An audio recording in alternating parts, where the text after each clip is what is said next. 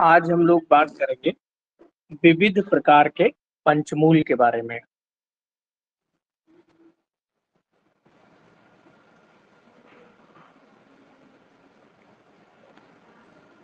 विविध प्रकार के पंचमूल के बारे में।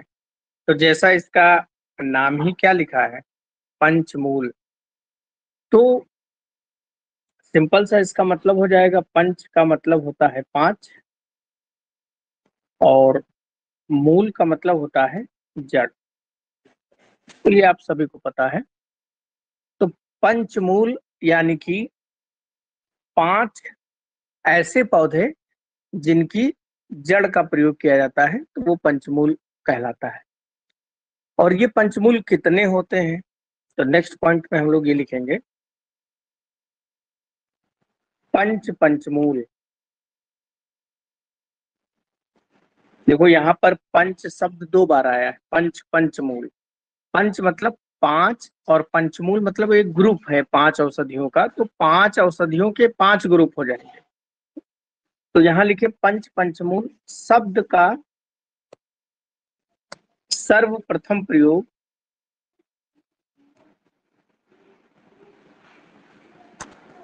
चरक संहिता में, और पंचमूल का वर्णन, विस्तृत वर्णन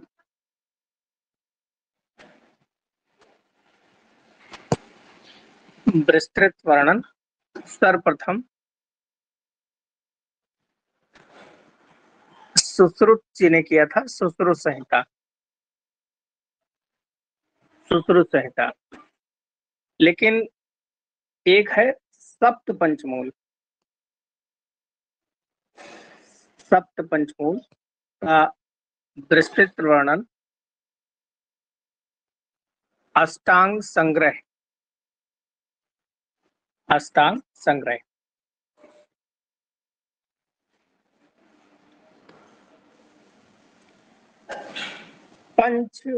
पंचमूल क्या होता है?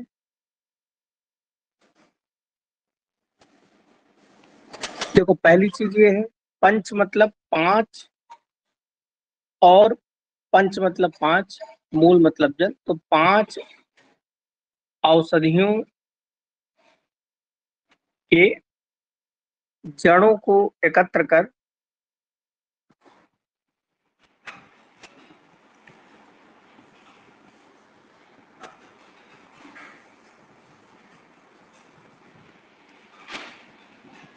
उनका चिकित्सा में प्रयोग करना।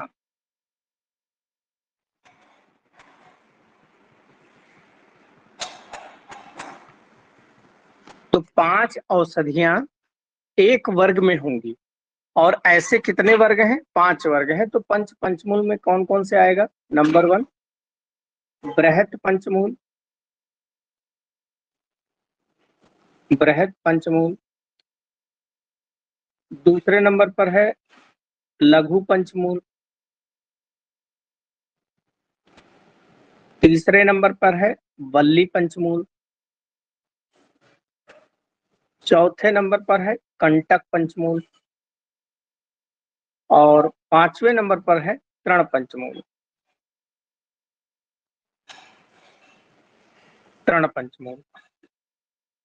अब देखो इसका नाम, जैसे नाम है वैसे ही इसके अंदर पौधे। बृहत मतलब बड़े, पंच मतलब पांच, मूल मतलब जड़।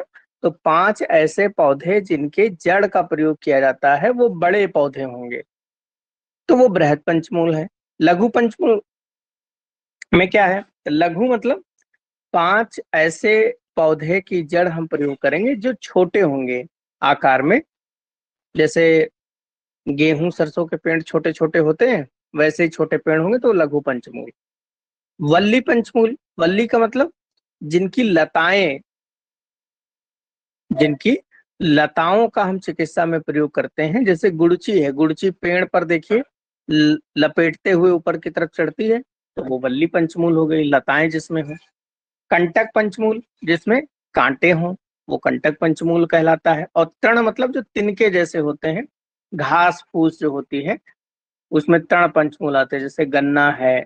गन्ना भी क्या है, घास ही तो है गन्ना।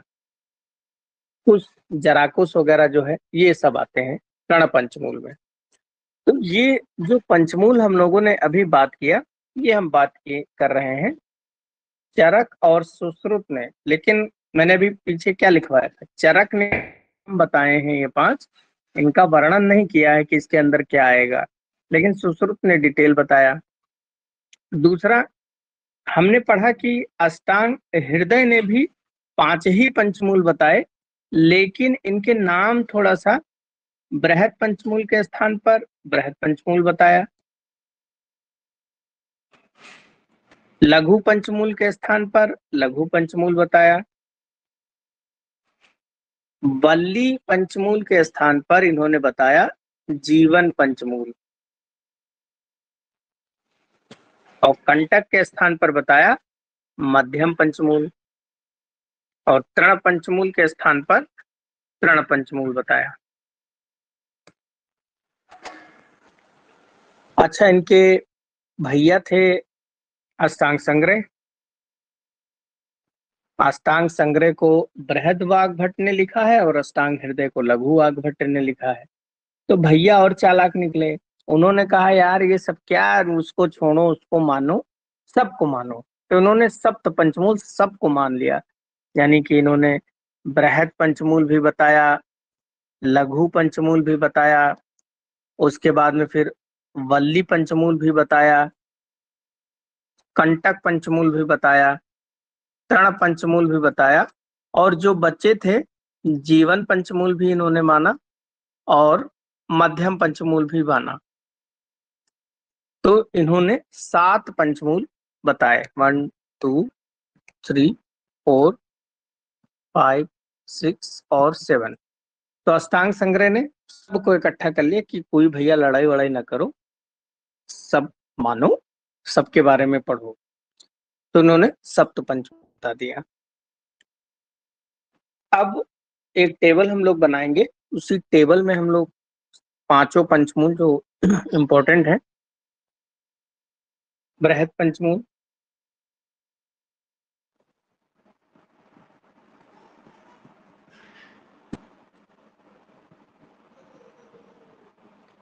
दूसरे में लिखेंगे लघु पंचमूल,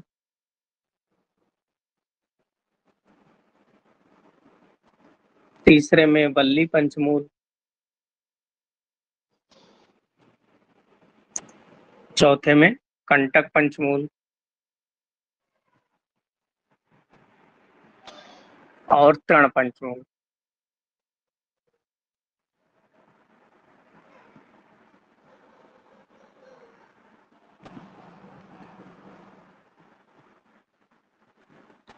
बृहद पंचमूल, लघु पंचमूल, वल्ली पंचमूल और कंटक पंचमूल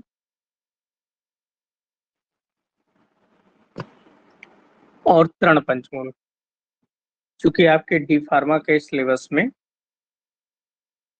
विविध पंचमूल लिखा हुआ है, यानी कि ये सारे पंचमूल के बारे में आपको पढ़ना पड़ेगा। अब बृहद का मतलब अभी मैंने बताया था, बृहद मतलब ये बड़े बड़े पेड़ होंगे जिनकी जड़ प्रयोग करेंगे, जैसे कि बिल, बेल का पौधा आपने देखा होगा कितना बड़ा होता है बेल का पौधा। अग्निमंथ, अग्निमंथ का पौधा भी बड़ा होता है। सोयनाक,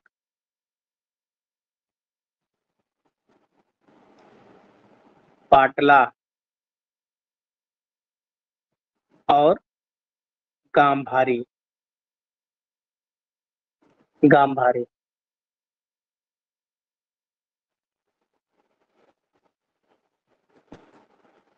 तो इसको याद कैसे रखेंगे बृहद पंचमूल को। तो एक बार क्या हुआ, दो तीन दोस्त आपस में बैठे हुए थे, बात बात कर रहे थे। तो दूसरा दोस्त छुप के बैठा था, जिसका नाम था, एक सोएप नाम का आदमी था, सोप। तो सोप जो था वो पैसे वैसे बांटता था लोगों को। तो जब कोई पैसा उससे उधार लिया रहता है तो जल्दी उसके सामने नहीं आता है, तो जो आदमी छुप के पूछ रहा है वो क्या कह रहा है, शोएब अब गा, यानी कि शोएब जो है अगर चला जाए तो वो आए। तो शोएब यानी कि शोयनाक, पा से पाटला, आ से अग्निमंत, बा से बिल और गा से गंभारी। ये जो पंचमूल हैं, ये जो 5 औषधियां आपने ली हैं, इन पांचों औषधियों की जड़ों का हम प्रयोग करते हैं। जड़ की छाल लेते हैं, उसको हम काढ़ा बना के प्रयोग करते हैं। तो उसका जो रस होता है तिक्त मधुर अनुरस, वैसे तो तिक्त रस होता है लेकिन मधुर इसमें अनुरस के रूप में होता है। और ये कर्म अगर देखा जाए तो वात कफ सामक, वात कफ सामक अग्नि को बढ़ाने वाले होते हैं, अग्नि दीपक होते हैं और लघु होते हैं, अग्नि दीपक होते हैं और लघु होते हैं। दूसरा लघु पंचमूल देखें। लघु पंचमूल यानी कि 5 ऐसी औषधियां जो छोटे छोटे पौधे होते हैं, उनकी जड़ का हम प्रयोग करते हैं। इसमें सालपर्णी,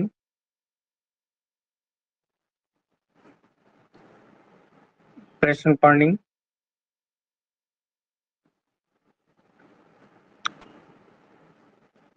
बृहति,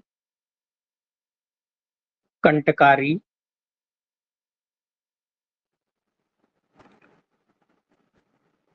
और गोक्षुर।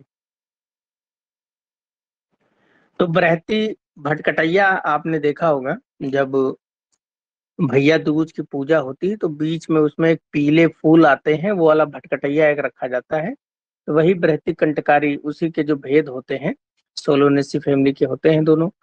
तो उसमें देखो कांटे होते हैं। गोखरू का पौधा अगर आपने कहीं देखा होगा, गोखरू का फल देखना, गोखरू के फल में बहुत कांटे होते हैं छोटे छोटे।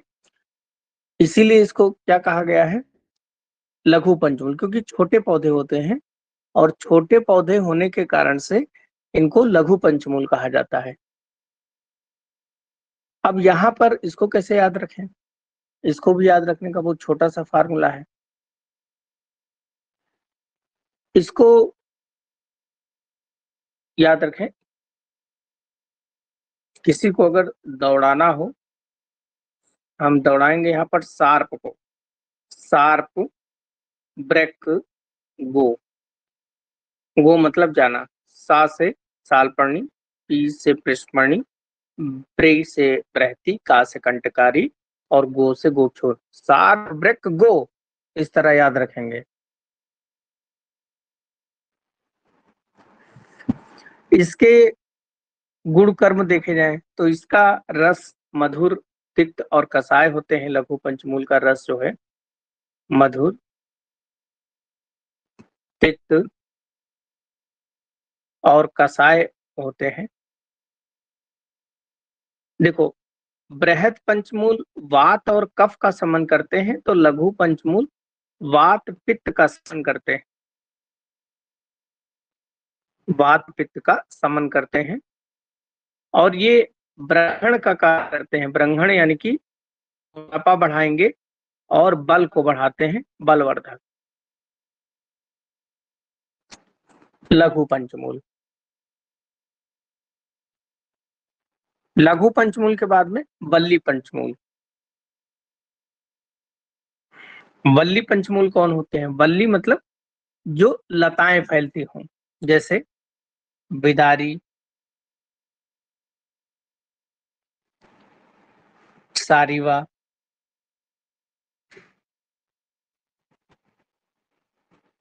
रजनी, रजनी मतलब हल्दी,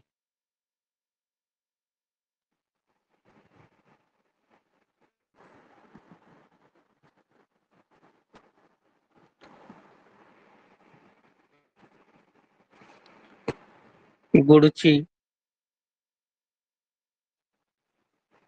और अजसरंगी। अजसरंगी।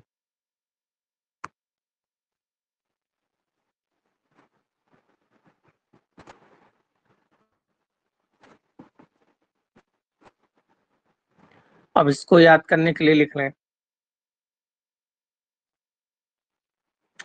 कि अजसरंगी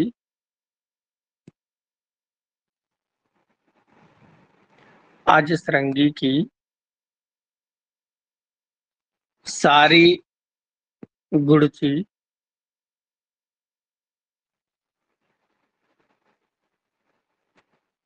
अजसरंगी की सारी गुड़ची बिदारी ने रजनी को दे दिया। अजसरंगी की सारी, तो यहाँ अजसरंगी से अजसरंगी, सारी से सारीवा, गुड़ची से गुड़ची, बिदारी से बिदारी और रजनी से रजनी। तो अजसरंगी की सारी गुड़ची बिदारी ने रजनी को दे दिया। इसके गुण कर्म देखें तो ये रक्त पित्त सामक,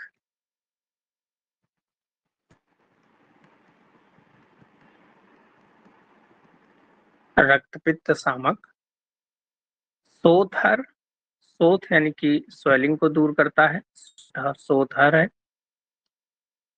सर्व मेह हर, सर्व मेह यानी कि प्रमेह, जिसमें डायबिटीज आता है तो उसको दूर करता है। और शुक्र दोष नाशक, शुक्र दोष यानी कि किसी को यूरिन के साथ में सीमन साथ में आता हो, जिसको धात गिरना आप कहते हैं, तो वो शुक्र दोष को बल्ली पंचमूल दूर करता है। फिर है कंटक पंचमूल।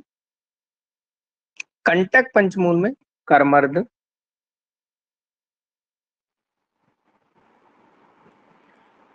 करमंद, गोक्षुर,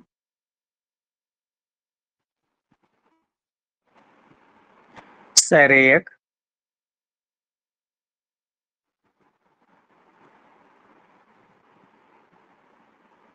सतावरी और हिंसरा। अब इन सभी को अगर देखेंगे तो इसमें कांटे होते हैं, इसलिए इसको कंटक पंचमूल कहा जाता है।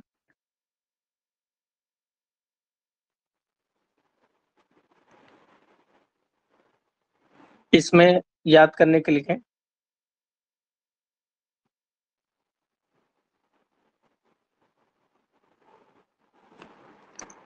मर्द ने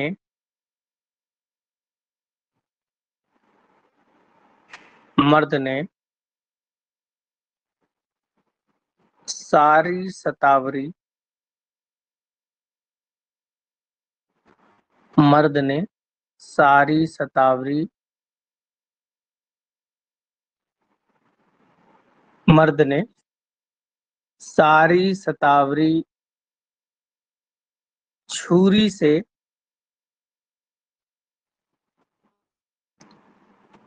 सारी सतावरी की छुरी से हिंसरा किया। मर्द ने सारी सतावरी की छुरी से हिंसरा किया, तो मर्द से करमर्द, सारी सी सरेयक, सतावरी और छुरी मतलब गोक्षुर और हिंसरा मतलब हिंसरा।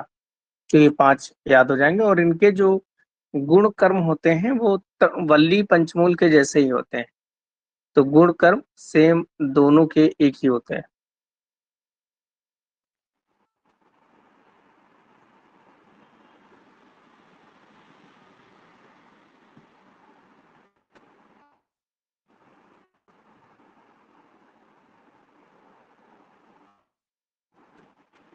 नेक्स्ट देखें तर्ण पंचमूल। तृण पंचमूल में कुश, कास,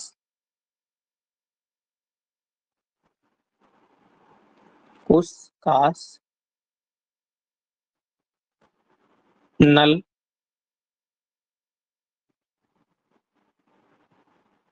दर्भ और कांडेक्षु। कांडेक्षु मतलब गन्ना।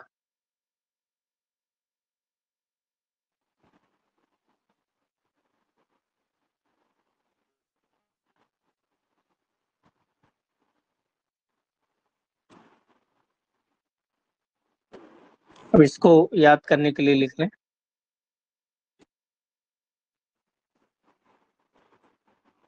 कास, कुश की इच्छा, कास कुश की इच्छा को नल ने दर्भ किया।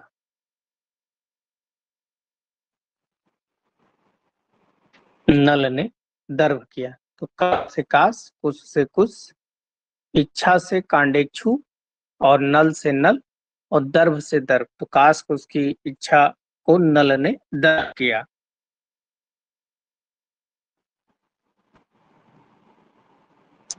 इसके जो गुणकर्म हैं ये भी रक्त पित्त दोष सामक।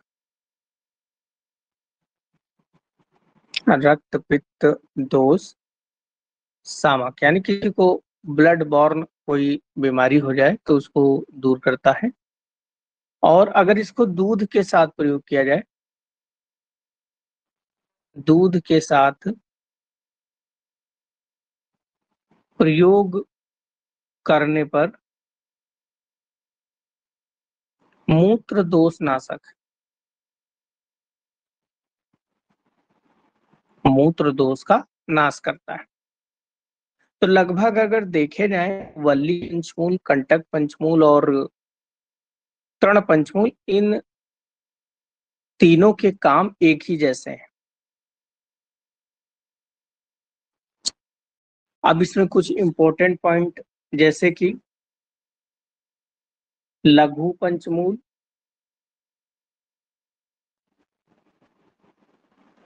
और बृहद पंचमूल को जब आप में मिलाते हैं तो बनता है दसमूल। और दसमूल का नाम आप सभी ने सुना होगा, दसमूलारिष्ट, दसमूल काढ़ा। शोथ नाशक होता है, अगर कहीं इन्फ्लेमेशन है शरीर में, स्वेलिंग है, तो उसको नष्ट करने के काम आता है। दसमूल के गुण कर्म इंपॉर्टेंट है। इसके गुण कर्म में त्रिदोष सामक, तीनों दोष शांत करता है। आम अगर कहीं बन जाएगा, आम दोष पाचक। और बुखार में सर्व ज्वर हर। श्वास नाशक, श्वास अगर फूल रही है तो उसको नष्ट करता है। अब जैसे पीछे बड़ा आपको कंफ्यूजन है, दिमाग आपका झंझना रहा है कि दोष वोष याद नहीं होंगे, कैसे क्या करें, अरे भगवान, अरे दादा, ये तो आयुर्वेद बड़ा बूटा। तो आप परेशान न हुए, मैं आपके सर दर्द को दूर करने के लिए बैठा हूँ। क्या करना है आपको, याद रखिए, एक घर में दो भाई थे। एक घर में तीन भाई थे, ये याद रखिए। तीन भाई में से बड़े भैया एक थे, उनका नाम था बिक्की। छोटे भैया जो थे उनका नाम था बीपी। और जो एक और भैया थे, उनका ना बड़े थे ना छोटे थे, उनका नाम था आरपी। बिक्की बड़े भैया थे, बीपी छोटे भैया थे, और आरपी जो बकत बकत थे। बकत मतलब बकैती करते। तो एक घर के तीन भैया, बिक्की, विक्की मतलब वी और के, ये याद रखें, विक्की, वी और के। वी मतलब वात, और के मतलब कफ, ये याद रखना है। तो इसका मतलब हुआ बड़े मतलब बृहद पंचमूल। तो बृहद पंचमूल क्या करेगा? वात और कफ सामक। बात समझ में आई? विक्की बड़े, वी और के। तो ये इनका नाम विक्की रखो या वीके रख लो, वीके बड़े भैया। तो ये वात पित्त समन करते थे। और छुटकू तो कौन थे? वीपी। वी मतलब क्या है? वात। और पी मतलब पित्त। तो छोटे भैया जो है वात पित्त सामक, पीछे भी पढ़ के आए हैं। और आरपी, आरपी भैया जो थे, ये आर और पी फॉर रक्त पित्त सामक है। कौन? बकलती, बा फार वल्ली पंचमूल, का फार कंटक पंचमूल, ता फार तृण पंचमूल। तो आप केवल इतना याद रखिए, बड़े पीपी छोटे, रक्त पित्त आरपी की बकत। तो इससे जो है दोष याद हो जाएंगे। ये जो हम लोग पांच पंचमूल पढ़े हैं, इन पांचों पंचमूल में कौन से दोष के ऊपर काम करेगा, ये हमको आसानी से याद हो जाएगा।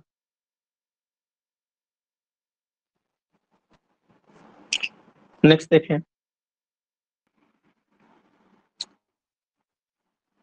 मध्यम पंचमूल देखें।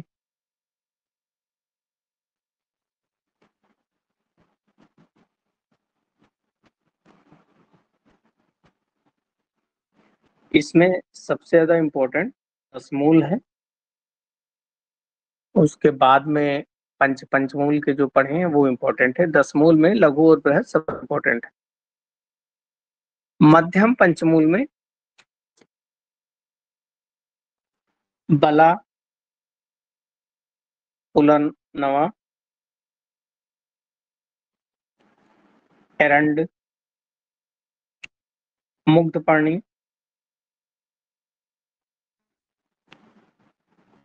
मांसपर्णी, ये पांच चीजें आती हैं।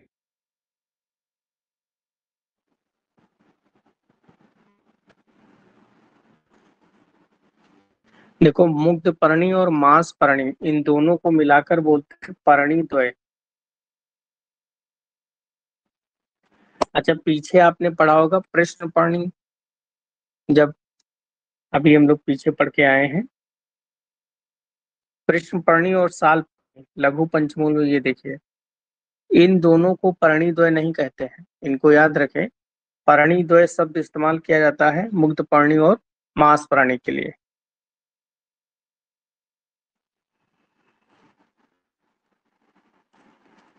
तो इसको याद करने के लिए इसलिए परिणीद्वय ने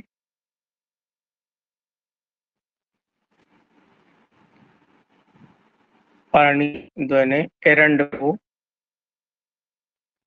बलपूर्वक नया किया।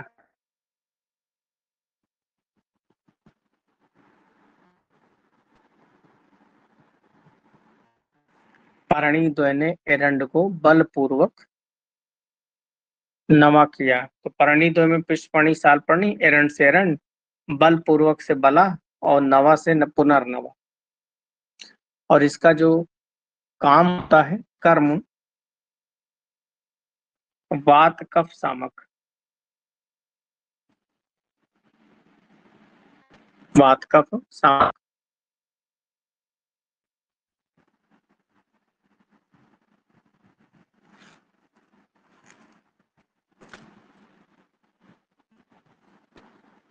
नेक्स्ट लिखें, जीवन पंचमूल।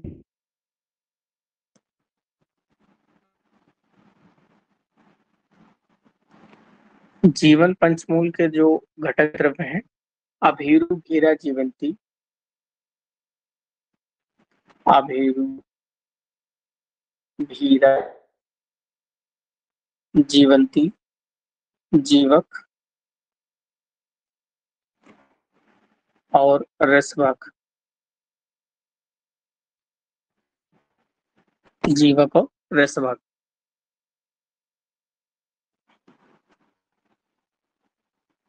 भीरू भीरा जीवंती जीव को रसवक।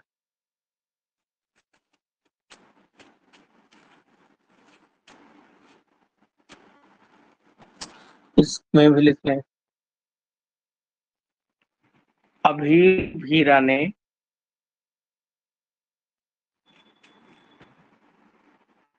ऋषि बनकर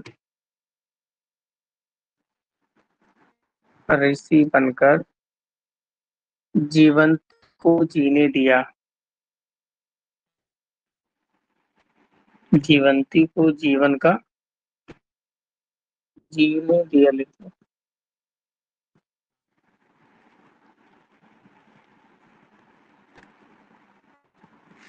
अभीरू ने ऋषि बनकर जीवंती को जीने दिया।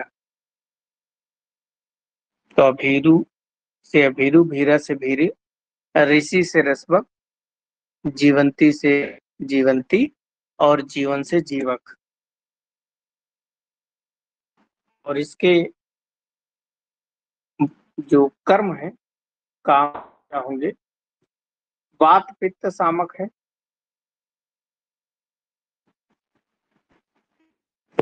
चक्षु से आंखों के लिए अच्छा है। और ब्रश है।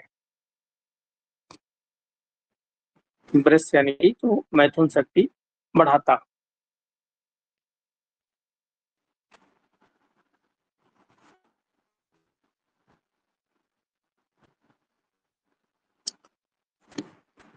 नेक्स्ट, त्रिफला।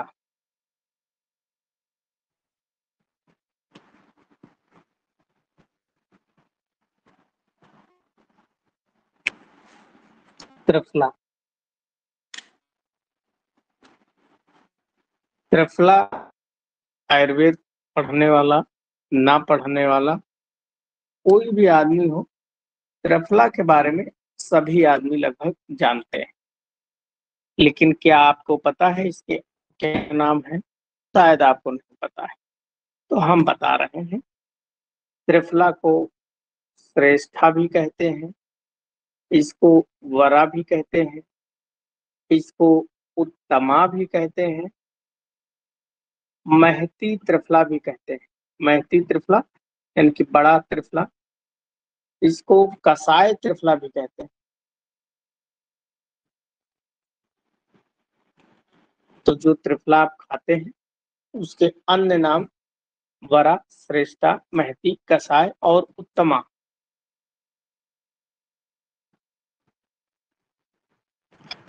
त्रिफला आज के डेट में जो त्रिफला सबसे ज्यादा लोग मानते हैं कि त्रिफला है, वो भाव प्रकाश के अनुसार।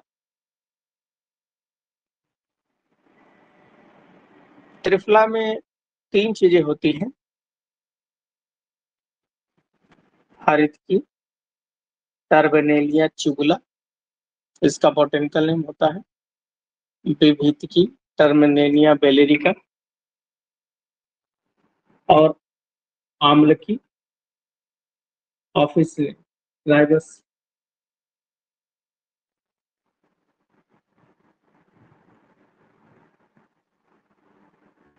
तो ये 3 होते हैं, तीनों का अनुपात क्या है, किस रेशियो में मिलाए जाते हैं? तो सबसे पहले आचार्य भाव प्रकाश का देखें, तो उन्होंने बताया आचार्य भाव प्रकाश में 1 भाग हरित की, 1 भाग विभेद की और 1 भाग आमल की मिलाते हैं। जबकि कुछ आचार्य जैसे सारंगधर और योग रत्नाकर लिखेंगे 1 भाग हरित की, 2 भाग आमल की और 3 भाग 2 भाग विविध के और 3 भाग सॉरी 3 नहीं 4 भाग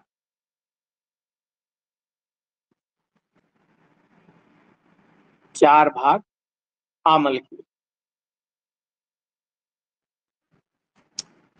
ऐसा डिफरेंस क्यों आया?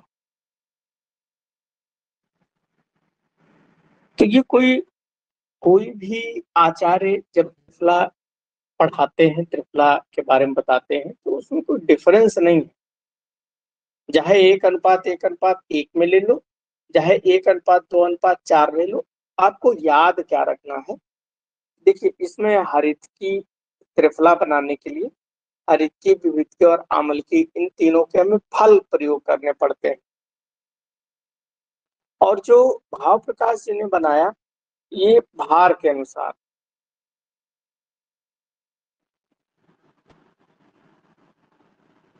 भार यानी कि अगर हरित की 1 किलो लिया है तो विविध की भी 1 किलो और आमल की भी 3 किलो, 3 किलो त्रिफला बन के तैयार होगा। एक भाग यानी 1 किलो हरित की, 1 किलो विविध की और 1 किलो आमल की, तो तीनों मिलकर 3 किलो त्रिफला तैयार करेंगे। और दूसरा, इन लोगों ने जो बताया 1:2:4, ये फलों के अनुसार,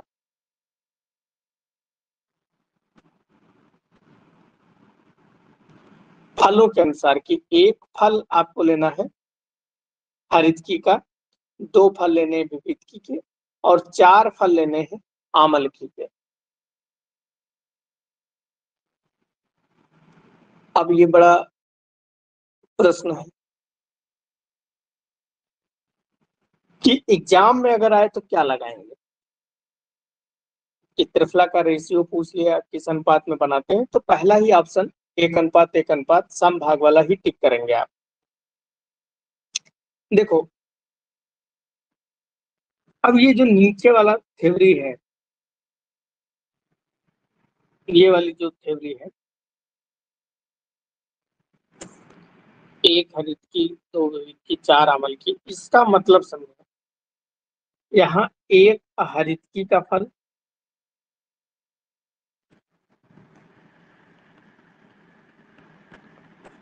2 विविधकी के फल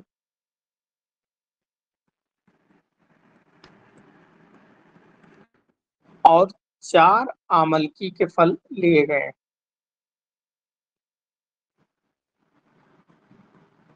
4 आमलकी के फल। तो जैसे फॉर एग्जाम्पल अगर देखें, सपोज करें कि एक हरित फल 10 ग्राम के बराबर है, तो 2 विविधकी के फल भी जो होंगे वो 10 ग्राम के बराबर होंगे और 4 आमलकी फल जो होंगे वो 10 ग्राम के बराबर होंगे। यानी अब अगर देखें भार के अनुसार, तो रेशियो तो सेम ही आया। भार अगर एक हरित की 10 ग्राम की है तो 2 विविध की 10 ग्राम की है, 4 आमल की 10 ग्राम की, यानी कि तीनों चीजें हमको एक ही अनुपात में लेनी है। तो आप समझ में आ गया कि त्रिफला में चाहे तो आप 1:1:1 कहें, वो वेट के अनुसार है, और 1:2:4 की फलों के अनुसार।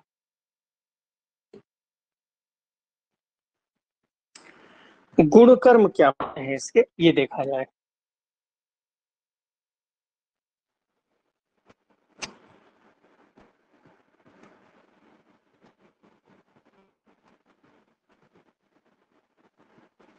त्रिफला कफ और पित्त सामक होता है।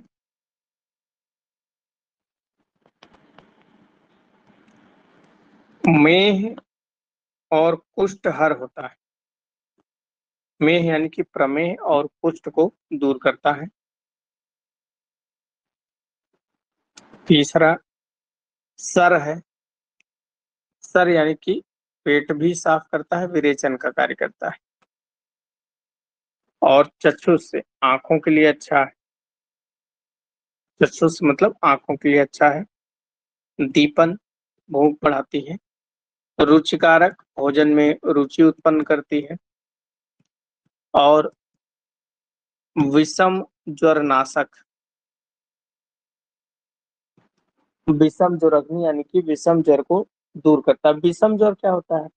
विषम ज्वर, जो ज्वर कंटिन्यू न रहे, कभी बढ़ जाए, कभी घट जाए, कभी एक दिन छोड़ के आए, जैसे मलेरिया में ये 2 दिन 1 दिन बुखार छोड़ के आता है, तो वही विषम ज्वर आयुर्वेद में कहे गए हैं। तो ये इसके कार्य होते हैं त्रिफला के। वैसे त्रिफला जो है बड़ा गुणकारी है।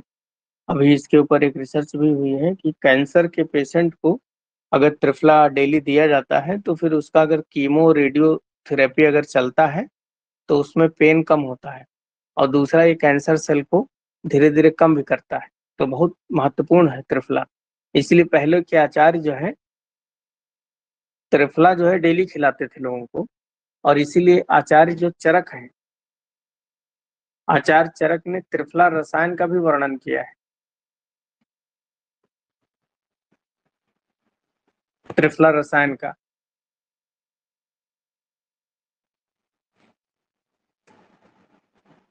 तो पहले के जो लोग होते थे वो 100 साल क्यों जीते थे या कभी बीमार इसीलिए नहीं होते थे कि वो ऐसी औषधियों का हमेशा सेवन करते रहते थे। अब जैसे त्रिफला रसायन है, इसको डेली खाने के लिए बताया है। इसको क्या क्या होता है पहले ये देखें। इसमें 3 भाग इन्होंने कर दिए, 1 2 3। पहला भाग इन्होंने बताया जीर्णांते। जीर्णांते का मतलब होता है भोजन, जीर्ण मतलब पच जाना, अंत मतलब लास्ट में। तो भोजन पच जाने पर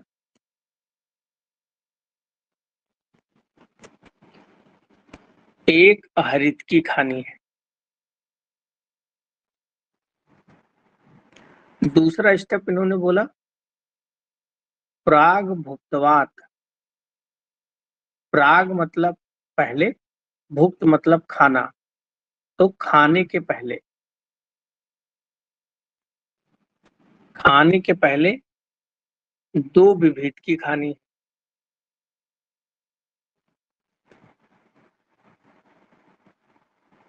तीसरा पॉइंट है भुक्तवा। भुक्तवा मतलब खाने के बाद, खाने के बाद 4 आमल की खाने।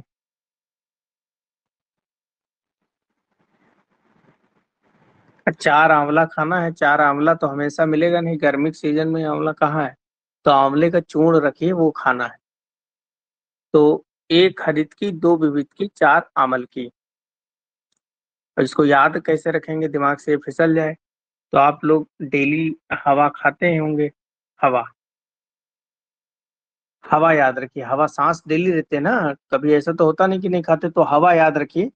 हा से, यानी कि खाने का पच जाने पर हा से 1 हरित की, और खाने के पहले 2 विविध की, और बड़े की जो मात्रा है आमल की। और कब, खाने के बाद।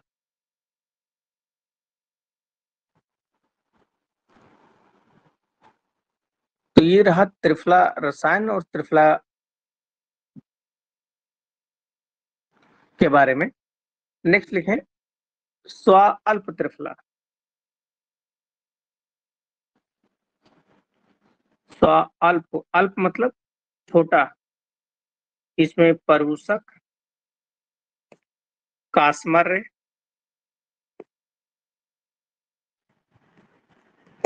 और खजूर।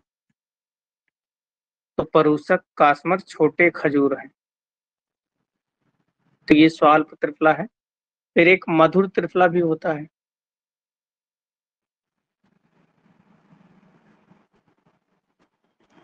मधुर त्रिफला में द्राक्षा, कास्मर्य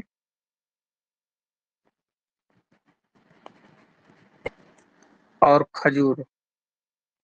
केवल अंतर क्या है, परभूषक के जगह द्राक्षा यानी कि मुनक्का मिला दे तो स्वाल्प त्रिफला से मधुर मतलब मीठे मीठे। अब मुनक्का भी मीठा है, कास्मर भी मीठा है, खजूर तो मीठा होता ही है। तो ये मधुर त्रिफला के नाम से जाना जाता है। फिर एक जो सुगंध दे उसको बोलते हैं सुगंधी, सुरभि त्रिफला, या इसको बोलते हैं सुगंधी त्रिफला।